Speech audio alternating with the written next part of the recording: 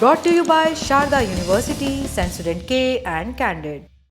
अदालतों की बात हो रही है तो इसी पर फोकस रखते हैं। जस्टिस यशवंत वर्मा, इनका भी नाम आप भूले नहीं होंगे। जस्टिस वर्मा के सरकारी आवास में आग लगने पर नोटों की गड्डियां पाई गई थीं। अब उन्हें हटाने की तैयारी चल रही है। गड्डियों को नहीं, जस्टिस यशवंत वर्मा को। कानूनी भाषा में इसे इम्पीचमेंट यानी महाभियोग कहते हैं। खबरों की माने कई सारी मीडिया रिपोर्ट्स हैं तो वो कहती हैं कि केंद्र सरकार आने वाले मॉनसून सत्र में यशवंत वर्मा के खिलाफ महाभियोग प्रस्ताव लाने की तैयारी में जुटी है। इन तैयारियों की सुगबुगाहट सुप्रीम कोर्ट की जांच रिपोर्ट के बाद शुरू हुई। रिपोर्ट 3 सदस्यों के एक पैनल ने दी।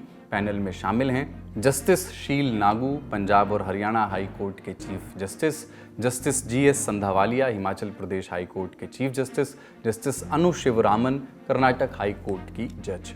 इंडियन एक्सप्रेस की रिपोर्टर लिज मैथ्यू की रिपोर्ट के मुताबिक इस पैनल ने कई गवाहों के बयान दर्ज किए। पैनल की जांच में यशवंत वर्मा के खिलाफ सबूत मिलने का इशारा मिलता दिख रहा है। रिपोर्ट में यह भी बताया गया कि तत्कालीन CJI संजीव खन्ना ने जांच रिपोर्ट राष्ट्रपति द्रौपदी मुर्मू और प्रधानमंत्री नरेंद्र मोदी को भेजी थी। रिपोर्ट में यशवंत वर्मा के खिलाफ महाभियोग की सिफारिश भी की गई थी।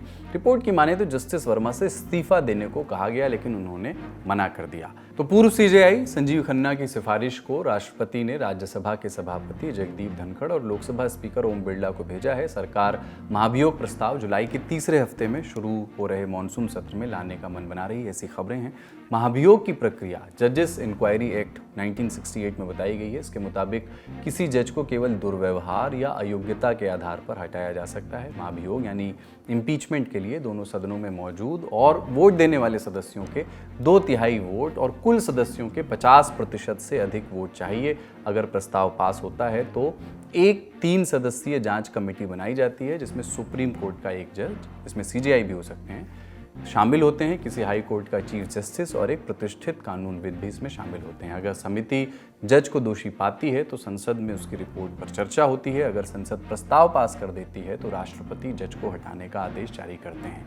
महाभियोग की प्रक्रिया में और क्या कानूनी दांवपेच होते हैं, इसके लिए हमने रुख किया जानकारों का। अब होना यह है कि 100 MPs लोकसभा के या फिर 50 MP राज्यसभा के अपने हाउस में प्रस्ताव रखेंगे रिमूवल को लेकर, उस पर होगी वोटिंग। उसके बाद जो है मोशन जब आएगी पार्लियामेंट के सामने, उस मोशन के बेसिस पर कमेटी का गठन होता है। वो जजेस इंक्वायरी एक्ट के अंतर्गत ये पूरा प्रोसीजर है और पार्लियामेंट ने अपना प्रोसीजर भी बनाया है।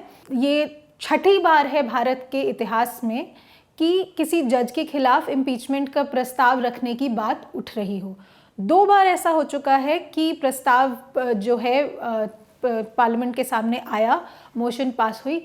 एक बार हमने देखा है कि किस तरह से कमेटी के गठन के बाद क्या हुआ। हम ये देख चुके हैं कि अगर कमेटी ने कहा कि इनके खिलाफ कुछ गड़बड़ी है तो फिर उसके बाद प्रस्ताव पारित करने की प्रक्रिया होती है। लेकिन अगर कमेटी कहती है कि हमारे पास इतना एविडेंस नहीं है, इतने सबूत नहीं है या विटनेस की स्टेटमेंट काफ़ी नहीं है उस जज के खिलाफ इस तरह का एक्शन लेने की, तो वो मोशन जो है वहीं के वहीं डिसमिस हो जाती है। क्योंकि अगर वो कमेटी कहती है कि हमारे पास इनफ एविडेंस नहीं है तो वो प्रस्ताव जो है वो वहीं के वहीं लैप्स हो जाएगा और फिर जस्टिस वर्मा के खिलाफ कोई फर्दर एक्शन नहीं लिया जाएगा।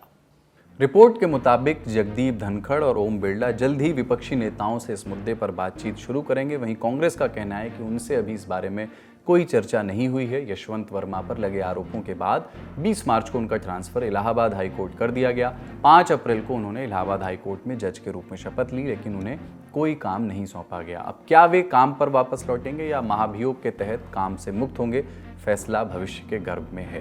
लेकिन इस बीच इंडिया टुडे से जुड़ी नलिनी शर्मा ने जस्टिस यशवंत वर्मा के मामले की इन हाउस रिपोर्ट को एक्सेस किया। उन्होंने कुछ जरूरी जानकारियां हासिल की, सुनिए। सूत्रों के हिसाब से हवाले से हमें ये पता चला है, सबसे पहले तो ये कि कमेटी ने जस्टिस वर्मा से क्या क्या पूछा था। कमेटी ने जस्टिस वर्मा से सीधे तौर पे उस पैसे के हिस्ट्री पूछी थी कि वो पैसा कहाँ से आया, वो पैसा आपके घर में कैसे आया और उस पैसे को गायब कैसे किया गया। जो हमें सूत्रों से खबर मिली है वो ये है कि जब कमेटी ने उनसे पूछा उस पैसे के बारे में तो जस्टिस वर्मा ने कमेटी को बरगलाने की कोशिश की और कमेटी के सामने झूठ बोला। सूत्रों से यही खबर हमें फिलहाल मिली है कि जब उनसे पूछा गया कि ये पैसा कहाँ से आया, उन्होंने कहा हमें नहीं पता।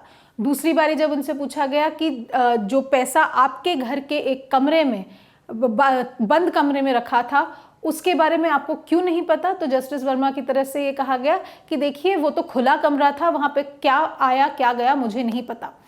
लेकिन समिति ने जब पुलिस से वेरीफाई किया, फायर डिपार्टमेंट से वेरीफाई किया कि जब आग लगी थी तब उस समय क्या सिचुएशन थी, तो उनको पुलिस और फायर डिपार्टमेंट की तरफ से ये बताया गया कि जिस कमरे में से पैसा मिला, आग जब लगी है वो उस कमरे में ताला लगा हुआ था और दरवाज़ा तोड़ के फिर फायर डिपार्टमेंट के लोग उसमें कमरे में अंदर गए और जहाँ पर उनको जलते हुए नोट दिखे। दूसरी बात ये, जब उनसे पूछा गया कि ये पैसा किसका है, कहाँ से आया और कहाँ गायब हुआ, तब उनको ये कहा, सीधे तौर पे वो मुकर गए, उन्होंने कहा मुझे नहीं पता।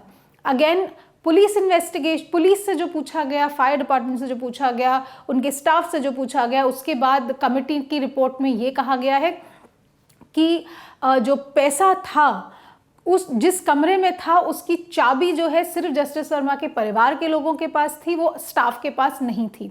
दूसरी बात समिति ने ये भी कही है कि हो सकता है कि उनके स्टाफ के किसी आदमी ने ही वो पैसा गायब कर दिया हो, क्योंकि जब फायर डिपार्टमेंट ने वो वीडियो बनाया था, जो वीडियो सारे में वायरल हुआ, जिसको चीफ जस्टिस ने भी जिसके बारे में सुप्रीम कोर्ट की वेबसाइट तक पे लिखा, उस वीडियो के बनने के बाद वो पैसा फिर गायब हो गया। आज तक ये नहीं पता कि कितना पैसा था, टोटल अमाउंट आखिर था क्या।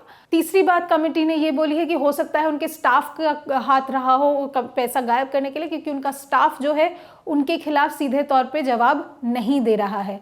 तो ये सारी बातें जो है वो कमेटी की रिपोर्ट में है और इसीलिए कमेटी की जो रिकमेंडेशन है कि एक्शन लिया जाना चाहिए। अब उस कमेटी की रिकमेंडेशन के बाद former chief justice Sanjeev Khanna ने नोटिस देकर जस्टिस यशवंत वर्मा को भी बुलाया, उनसे भी जवाब मांगा गया कि अब आप क्या करेंगे, कमेटी की रिपोर्ट आपके खिलाफ इस तरह आई है। सूत्रों के हिसाब से यही खबर मिली है कि जस्टिस यशवंत वर्मा ने दोबारा सीधे तौर पे हर बात से मुकर गए और उन्होंने कहा कि मैं इस्तीफा नहीं दूंगा। इसके बाद जो प्रक्रिया हुई है वो अब राष्ट्रपति तक गई है।